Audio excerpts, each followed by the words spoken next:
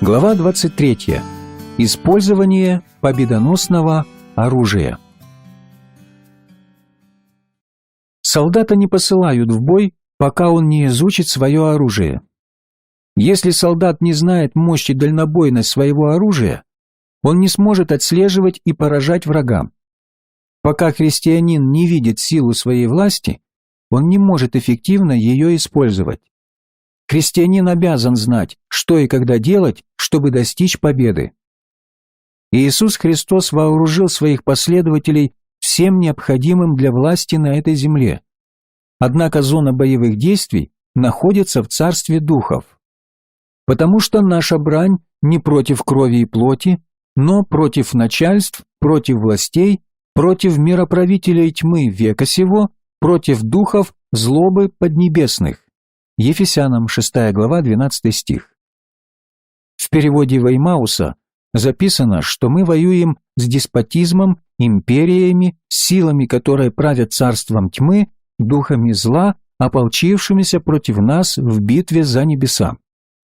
Мы воюем не против крови и плоти. Мы бьемся не с людьми, вероисповеданиями или организациями. Мы ведем духовную битву. Духовный конфликт требует духовного оружия, ибо мы, ходя во плоти, не по плоти воинствуем. Оружие воинствования нашего не плотские, но сильное Богом на разрушение твердынь. Научись пользоваться следующим оружием духовной войны, доверенным тебе Богом. Первое – Слово Божье. Каждый христианин должен уметь наиболее эффективно использовать Библию. Слово Божье живое, острое, мощное. Библия – это твой меч. С Божьим Словом в сердце и на устах ты укротишь сатану. В Откровении Иоанна 1,16 Иисус описан с выходящим из его рта обоюдоострым мечом. Он использовал свое оружие, чтобы поразить сатану в пустыне. И Иисус заявил: «Ибо написано, написано также». И в третий раз: «Отойди от меня, сатана, ибо написано». Как и Иисус, мы можем применять против врага этот меч, выходящий из наших уст. Библия непогрешима и вдохновляющая. Она точно по информации и сверхъестественно применительна к обыденной жизни.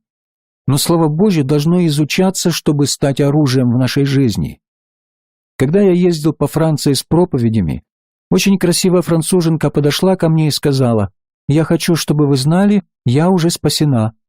Возможно, я выглядел несколько смущенно, потому что она продолжила: «Вчера я купила Библию и положила ее в свой почтовый ящик».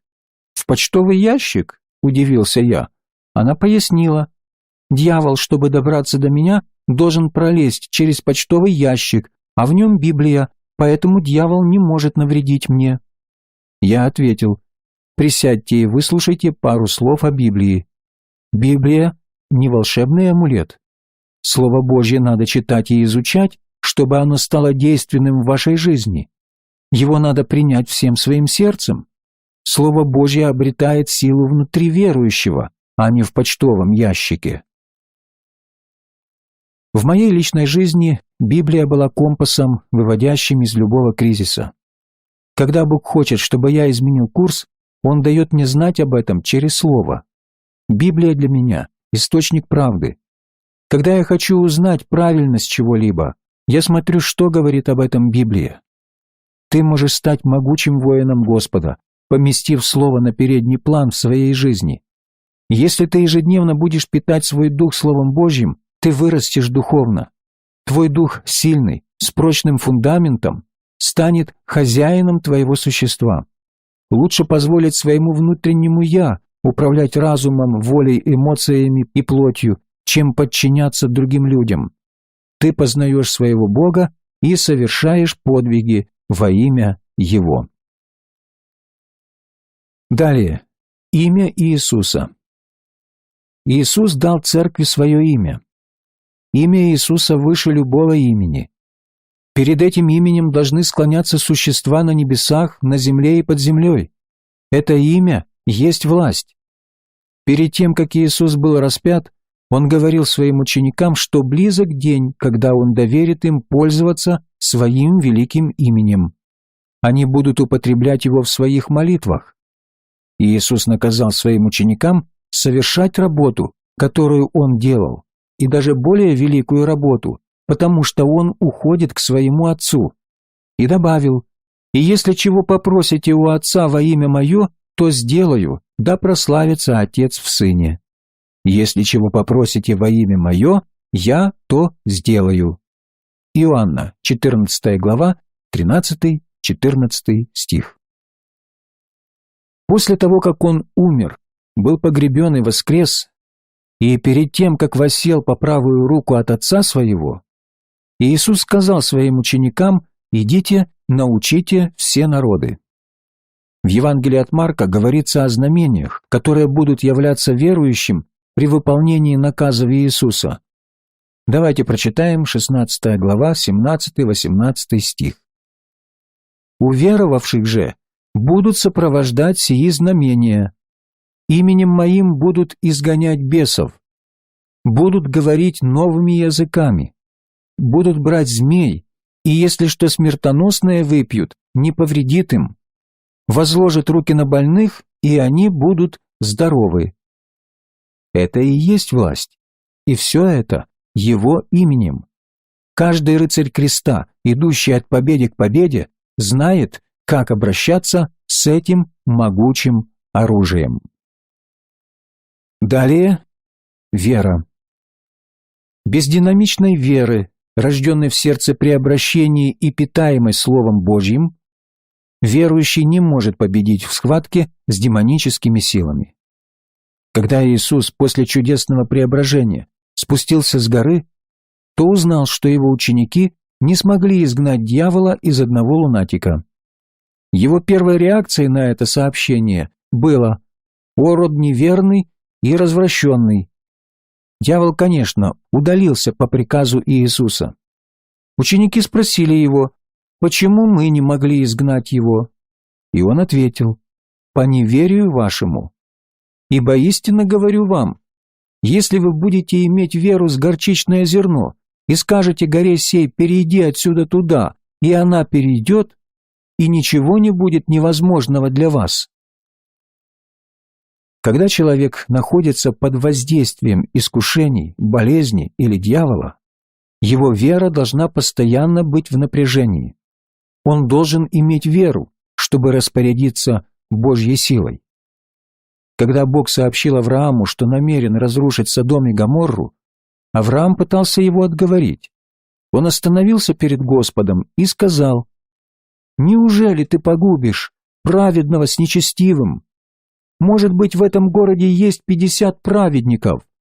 Неужели ты погубишь и не пощадишь место сего ради 50 праведников в нем? Не может быть, чтобы ты поступил так, чтобы ты погубил праведного с нечестивым. Судья всей земли поступит ли неправосудно?» Бытие, 18 глава, с 23 по 25 стих. Бог согласился с Авраамом и сказал, что не будет разрушать этот нечестивый город, чтобы не навредить 50 праведникам.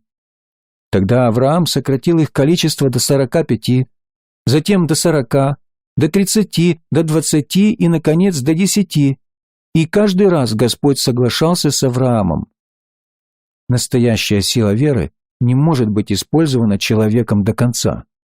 Бог все еще ждет героев веры, которые могли бы применить божественную власть, которую Он дал Адаму в райском саду. В новозаветные времена именно сила веры позволила Петру обратиться к телу мертвой женщины со словами «Тавифа, встань». Именно сила веры позволила апостолу Павлу приказать духу покинуть прорицающую девицу. Вера – это ключ, открывающий щедрость и силу Бога.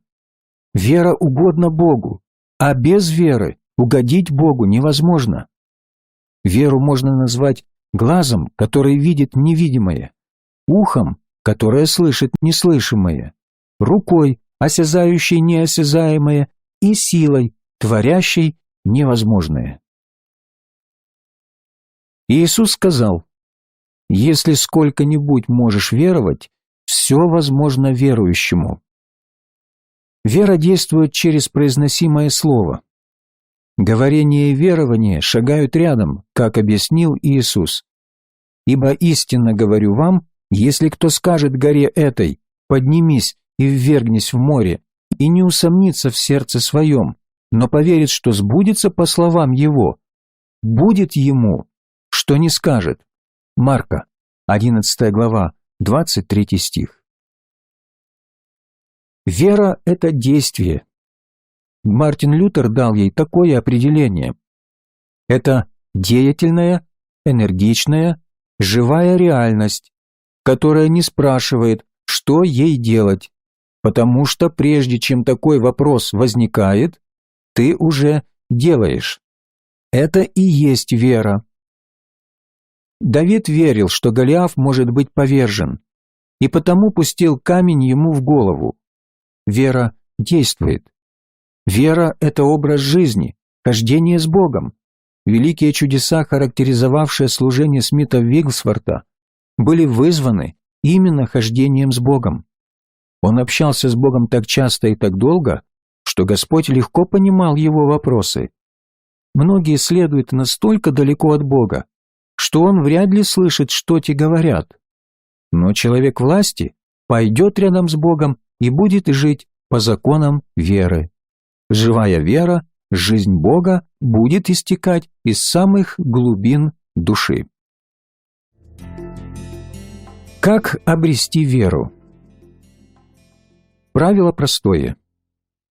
Вера от слышания, а слышание от Слова Божия. Послание к Римлянам, 10 глава, 17 стих. Само Слово – источник веры. Но Слово не создаст веру, если не станет частью твоей сути. Иисус сказал: «Если пребудете во мне, и слова мои в вас пребудут, то чего не пожелаете, просите, и будет вам». Молитва. На протяжении всей истории любой выдающийся христианин уделял большое внимание молитве. Молитва – это один из наиболее мощных видов оружия верующего. Во время молитвы христианин наполняется божественной энергией. После 40-дневного поста и молитвы Иисус без посторонней помощи поразил сатану в величайшей из когда-либо описанных духовной битве. Твоя молитвенная жизнь – это источник настоящей мудрости. Во время молитвы ты получаешь божественные указания.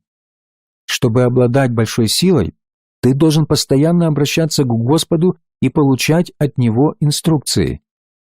Молитвенная жизнь – это школа сердца. Здесь обучается не разум, здесь поучается сердце. В молитве мы узнаем о Боге, Его благословениях и помазаниях. Иисус сказал Петру: «Не плоть и кровь открыли тебе это, но Отец мой, сущий на небесах». За час молитвы мы узнаем больше, чем за долгие часы поисков в библиотеках человеческой мудрости. В молитве ты концентрируешься на Божьем откровении. Нигде больше его нельзя найти. Молитва – это ключ, открывающий сокровищницу Бога. Молитва – это сила. Илия продемонстрировал силу молитвы, когда призывал Бога послать дождь на землю. Новый Завет отмечает, что Илия был такой же человек, как мы. Единственное отличие – он знал, как надо молиться. Ранняя церковь молилась, и место, где собирались верующие, сотрясалось. Павел и Сила молились и пели гимны в полночь, находясь в тюрьме в Филиппах. Сила их молитвы настолько потрясла тюрьму, что дело кончилось их освобождением из-под стражи. Молитва рождает могущество. Молитва придает колышущейся тростинке человека непоколебимую прочность. Если ты не знаешь, как молиться, то не знаешь и силы Бога. О молитве много разговоров и суждений, но она остается наименее используемой человеческой силой. Неоткрытое месторождение нефти – это потенциальный ресурс. Уголь под землей – это неиспользуемый источник энергии, но величайшим скрытым источником энергии является молитва. Все, на что способна молитва, еще не определено. Этот величайший источник энергии еще до конца не обследован. Доктор Алексис Карелл в своей статье «Человек неизвестный», опубликованной в Reader's Digest, писал: «Как врач я встретил пациентов, на которых не действовали разные виды терапии, но они выходили из болезни и меланхолии при помощи спокойной молитвы. Это единственная в мире сила, превосходящая так называемые законы природы.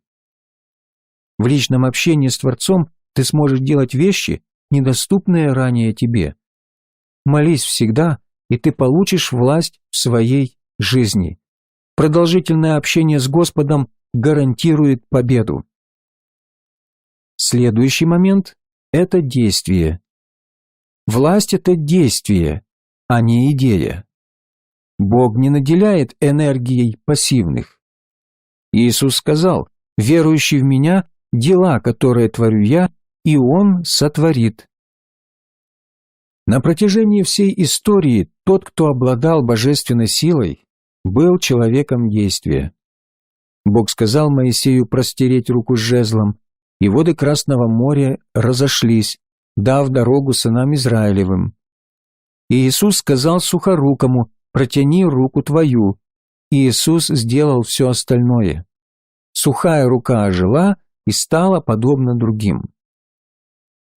В большинстве случаев, описанных в Слове Божьем, перед реализацией власти было необходимо действие. Сыны Израиля должны были обходить Иерихон, пока стены не рухнули. Нееман должен был 7 раз погружаться в Иордан, пока не очистился от проказы. Одних только действий недостаточно для спасения или обретения власти, но некоторые действия совершенно необходимы. Павел напоминал Коринфянам, что надо кое-что сделать для Царства Божьего, ибо мы соработники у Бога. Иаков употреблял более сильные выражения. «Что пользы, братья мои, если кто говорит, что он имеет веру, а дел не имеет? Может ли эта вера спасти его? Так и вера не имеет дел, мертва сама по себе». Слово, переведенное как «дело», подразумевает действие. В одном из переводов читаем: «Вера без соответствующих деяний мертва». Недостаточно знать Божью волю. Ее надо исполнять, не с видимой только услужливостью, как человекоугодники, но как рабы Христовы, исполняя волю Божью от души. Мало иметь деньги, мало знать, что ты их имеешь. Ты можешь знать, что твои деньги лежат в банке, но жить в голоде и в холоде. Тебе надо пойти в банк, снять некоторую сумму со счета и потратить ее на пищу и теплую одежду. То же и с властью христианина. Прежде чем власть реализуется в щедром благословении, она должна обрести силу через действие верующего. Власть – это инструмент для лучшего исполнения воли Божьей, а Он постоянно требует: иди, делай, дай, действуй. Используя подходящие инструменты власти, каждый верующий может стать успешным христианином. Поэтому я настойчиво прошу тебя подняться, употребить инструменты, данные тебе Богом, и получить власть во Христе. Будь покорителем и святителем все дни твоей жизни.